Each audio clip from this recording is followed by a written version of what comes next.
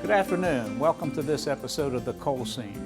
Today's program is going to feature a recent forum that was held over in the Eastern Panhandle on the general state of affairs within the coal industry and the importance of coal exports and what that level of commerce means for the state of West Virginia. There's been a lot of issues, a lot of problems within the coal industry, a lot of gloom and doom really here over the past several years. There's been a lack of permits issued. We've seen some decrease in our state's productivity and overall output. There's been a number of miners laid off, but yet our export market and opportunity seems to be real strong at the current time. And that's primarily due to the growth that is being experienced over in the Eurasian continent, as well as India, China, and South Africa to a lesser extent. But as these countries grow and develop their economies and develop their infrastructure and lifestyles, they consume more and more coal, and their reliance on coal-fired electricity increases. The forum that you're about to see a video of basically highlights a lot of those issues.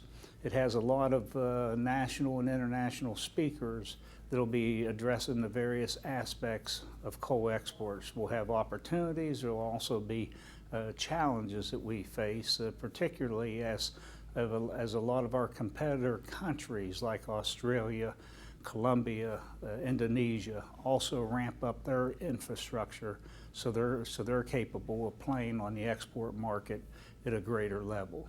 I think coal is extremely important to our state of West Virginia for the jobs, for the community impacts, for the economy, for the ability to have reasonable priced electricity for our manufacturing sector, for our seniors.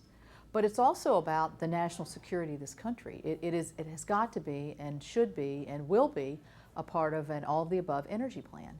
And so I'm going to talk about that because that is important to our state, but it's also important to our nation. Perfect. Tell us a little bit about your thoughts on the policies coming down from EPA, particularly new source performance standards, greenhouse gas rules, Right. and the potential impact on the coal industry, and then the trickle down on consumers in terms of higher electricity costs. Right. So, Well, the administration, the EPA, absolutely is conducting a war on coal. I mean, there's just no other, that's the most easily understandable and most impactful statement I can say. They do not and have refused, even at my request and others, to consider the job and economic impact of the regulations that they're putting forward. They've already shuttered many coal plants in and around this region. They've already are talking about, the president even said, if you're going to build a new one, we're going to bankrupt you. I think he and his administration through the EPA are using the EPA to put that statement into reality through regulation. I think what it presents us a challenge in West Virginia is not only what are we going to do with our coal and can we get our coal, but can we burn our coal? Because in West Virginia we have 95% energy production from coal. And that particularly disadvantages us. It picks a winner and loser in this country, and we're going to be on the losing end. And so what does that translate to? If you have to find other sources of energy, or if you have to retrofit your older power plants with such expensive technology over a short period of time, your energy costs go up. The senior on fixed income goes up. The single mom who's trying to raise children, her cost of heating and cooling goes up. The manufacturing sector, we've already seen we're losing some jobs because of the raise in the price of energy and how competitive it is around the world. We're going to be disadvantaged there. And I think so it not only hurts the business owner, the miner, it also hurts the consumer, but it also hurts those jobs that are in the manufacturing sector that rely on a solid, low-cost energy that we can provide. When you think about the amount of coal that's being exported and what that means across the board to our economy, I mean we're in the midst of a recovery that is sluggish, to put the most positive spin on it you can. But the reality is, as far as U.S. coal exports, this has been the best year in the last 25 years. And the coal that's being exported means jobs. We've basically found that for every ton of coal that's exported, it creates about 1,300 jobs down the line. Now that relates to the miners in the coal fields, that relates to the folks in the transportation side, and that relates to port jobs where the coal is being exported. I think if you go to Baltimore or if you go to the Port of Hampton Roads and you see the impact that the coal industry has on those communities, and you see how important coal exports are across the country, whether we're talking about Seattle, Washington, or New Orleans, or Corpus Christi, you can see that coal is being, sent globally to more than 126 countries, across the world, and they rely on domestic U.S. coal, and it's important that we continue to be able to do that. How will policies being enacted by the Environmental Protection Agency impact the coal industry and coal exports generally? Well, if you're making coal more expensive and more challenging to mine, we're in a global market. And when you've got places like Australia and China and India who are mining coal and selling coal in a global market, if they don't have the same hurdles that our government is putting in front of our industry, it makes it easier for them. It makes us less competitive. So, and as we've talked about, we're talking about jobs, and we're not just talking about miners. We're talking about exporters, and we're talking about longshoremen, and we're talking about transportation industry. And the idea that our own federal government is creating these hurdles that is hurting job growth and actually costing jobs is troubling. In terms of some of those policies, what may be the latest to come down the pike may be these new source performance standard policies Sure. come out. Talk a little bit about, in general terms, what NSPS is and how that may impact the coal industry moving forward. Well, coal-fired electricity right now represents about 40% of the total amount of electricity being created in this country. And the Environmental Protection Agency is going to release some new source performance standards for utilities to incorporate into their operations. And those new source performance standards are an attempt by many within the federal government to limit the use of coal. And by doing so, you're going to make electricity that much more expensive, and you're going to create a barrier to that affordable electricity. And the real concern here is that when you think about manufacturing jobs, when you think about Main Street jobs, one of the keys is to have affordable electricity. And if the federal government, particularly the Environmental Protection Agency, is focused on creating regulation that makes electricity more expensive, they're costing jobs. Anything else you want to talk about? Comments you'd like to offer? Just say that when you look at the amount of U.S. coal exports and realize that West Virginia is nearly half of the coal that's exported around the world, you see how important West Virginia coal is, and you see how important West Virginia coal is to America. West Virginia and West Virginia counties benefit substantially from the coal industry. The coal industry historically is about 7-8% of GDP, produces a significant amount of tax revenue. About 10% of the state budget comes from severance taxes, and coal severance tax typically makes up about 85% of that money. Those funds go to fund things like K-12 education. So, about 10% of the money that goes back for local education comes from severance taxes. In addition, local severance taxes are imposed that are distributed back to local governments. In the eastern Panhandle counties of Morgan, Jefferson, and Berkeley, the total distribution annually has risen from about $200,000 a year 10 years ago to a peak of more than $900,000 in fiscal year 12. So it's a significant amount of money for those local counties and their development. In addition, the state many years ago developed an infrastructure bond program with bond funding. The funding comes from severance taxes. First $24 million of severance tax each year goes into that fund. Those funds provide, are designated to provide benefits for water and sewer projects where 80% of the proceeds are used. About 20% of the proceeds are for economic development. And eastern Panhandle counties have benefited to the tune of about $170 million in projects, with again about 80% of it water and sewer projects since the inception of that program. So it's been helpful for the infrastructure of the eastern Panhandle. In addition, we've had severance taxes in place in West Virginia since 1921. A major change occurred in West Virginia in 1932 when voters in West Virginia approved what is called the Property Tax Limitation Amendment. And the Limitation Amendment greatly reduced residential property taxes and farm property taxes to about the lowest level in the country. And one of the sources of revenue to make up for that loss of property tax revenue was severance taxes. There was a great expansion of severance taxes beginning in the 1930s. And to this day, residential property taxes in West Virginia are among the lowest in the country. It's been a big benefit for Eastern Panhandle. A major attraction of residents to the Eastern Panhandle is the low cost of living, and particularly low property taxes. And severance taxes in the coal industry have been partly to thank for that benefit. That's great. That's great information. Let's switch gears a little bit, I guess, and talk from a more macro state perspective.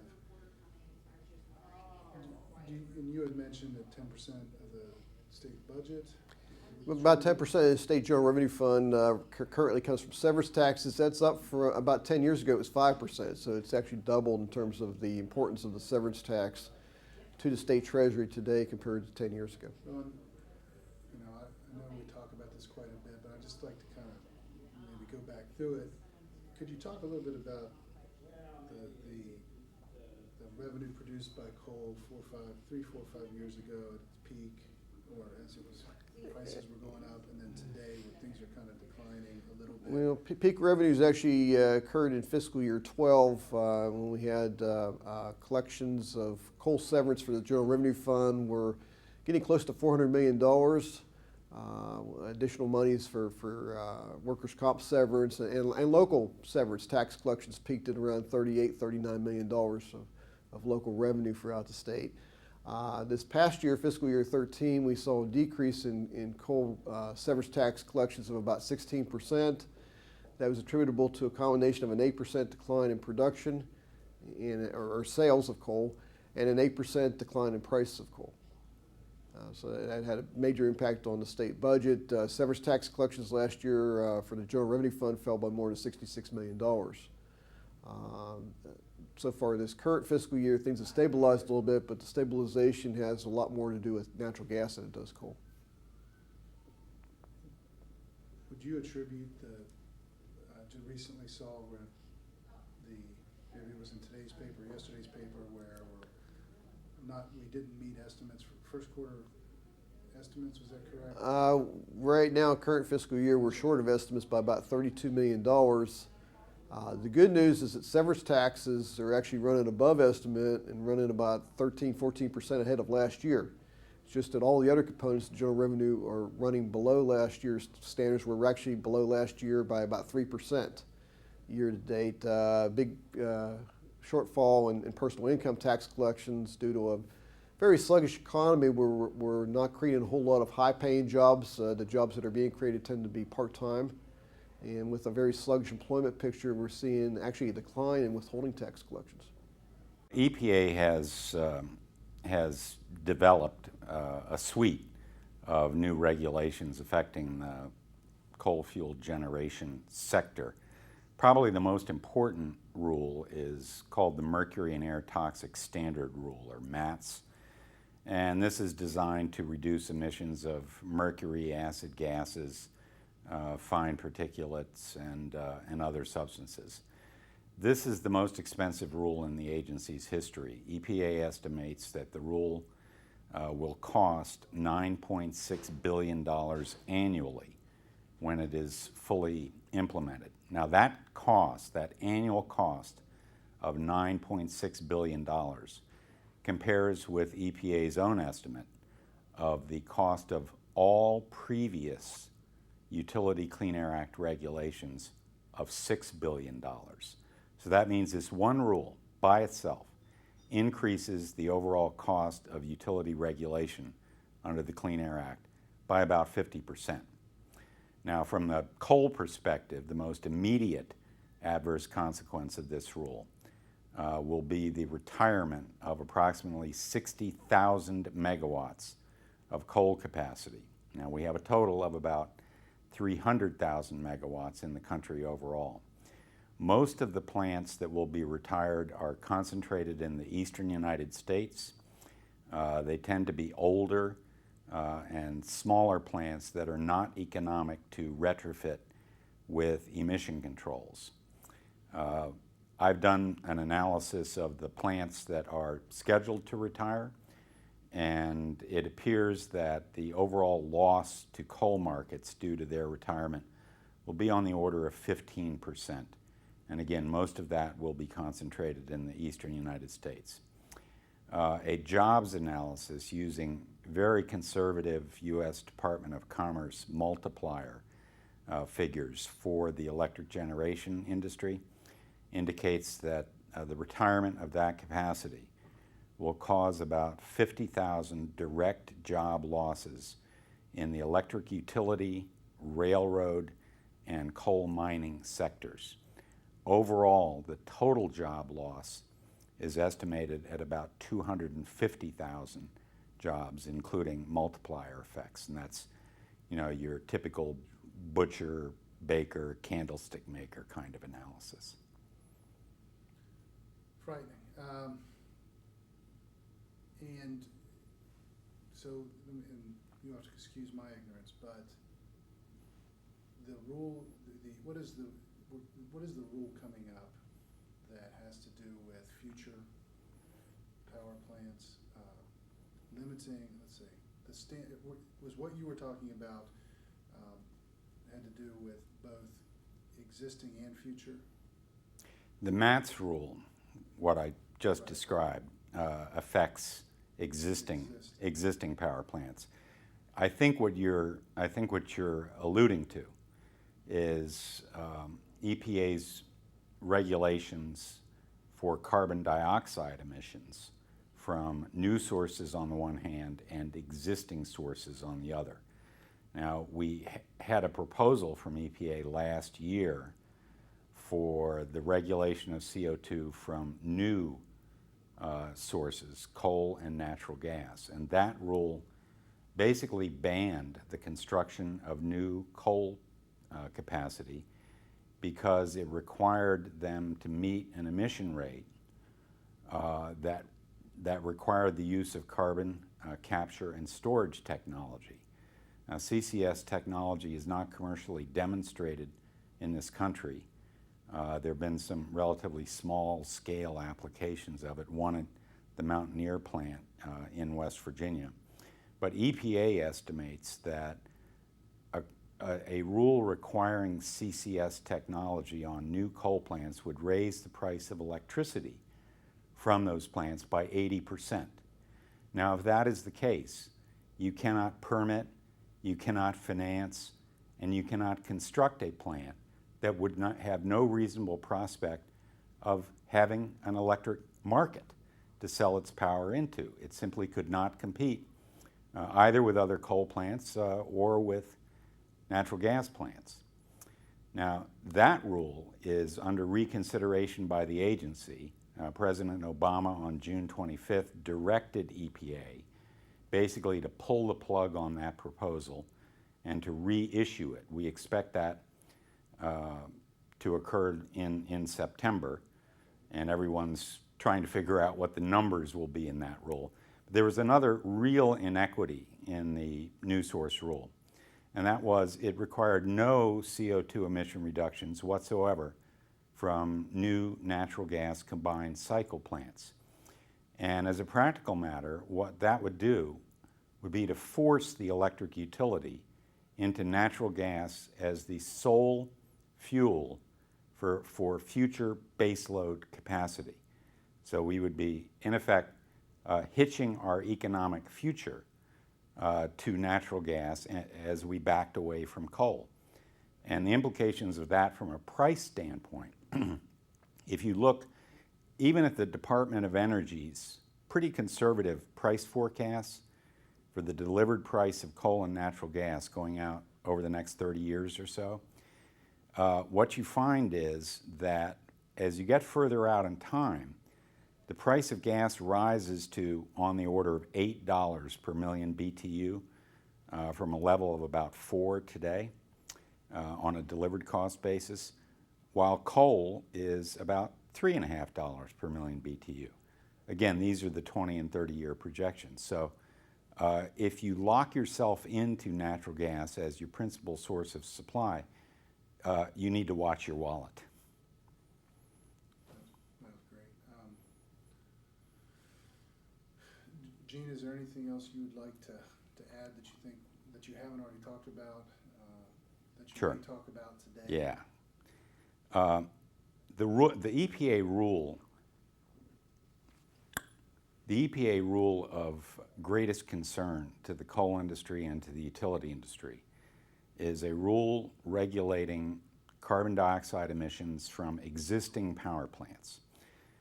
That rule is expected to be proposed by the agency in June of 2014 and go final in June of 2015. There are proposals out there to require aggressive reductions of CO2 emissions from the existing coal fleet. The way that this rule is structured, however, is somewhat unique in that EPA issues guidelines to the states to follow in implementing the rule, but the states actually are in charge of determining what level of emission reduction is appropriate for individual plants, taking into account a variety of other factors, including the remaining useful life of the source and the availability of commercial technology. Now, as a practical matter, the only technologies that are out there today to reduce CO2 emissions from coal power plants are in the form of efficiency improvements, such as an improvement to a turbine, that sort of thing. We don't have carbon capture and storage technology available to achieve any kind of major reduction. So hopefully the states between now and June of 2014 will be successful in persuading EPA that this really is a rule that gives the states primary authority for determining the level of emission reductions. What we don't want to see, and what the great risk is, that the agency could put forward a rule that embraces some arbitrary emission targets, essentially political in nature, that would cause a very widespread loss of generating capacity and jobs. The first part is business tax. About over 60% or about 61% of our business tax comes from coal, and also the utilities, the electric power companies that are supported by the coal. That's a big portion of our budget comes from coal and coal severance and coal-related businesses.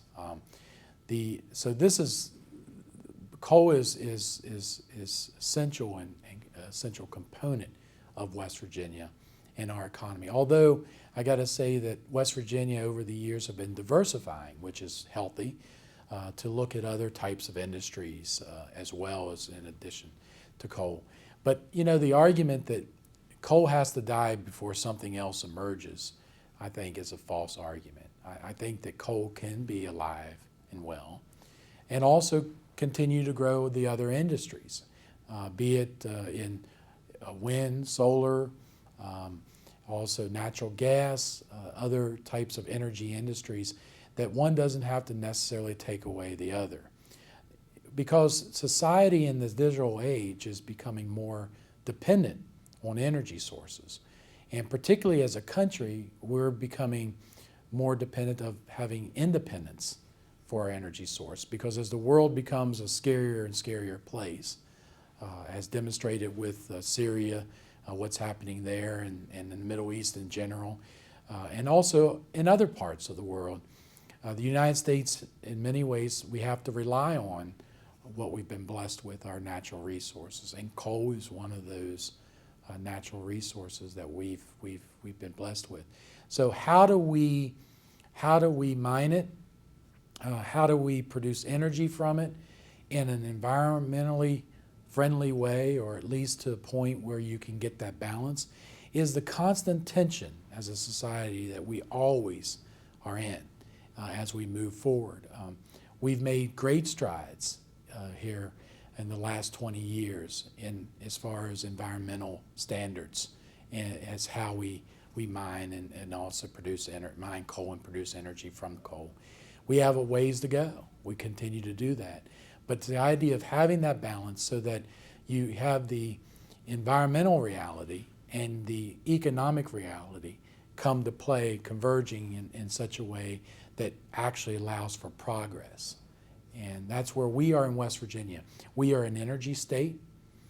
We have the capability of leading the country in what we do here, and I think it's an opportunity that we could take and truly try to develop here that could be a model for the rest of the country.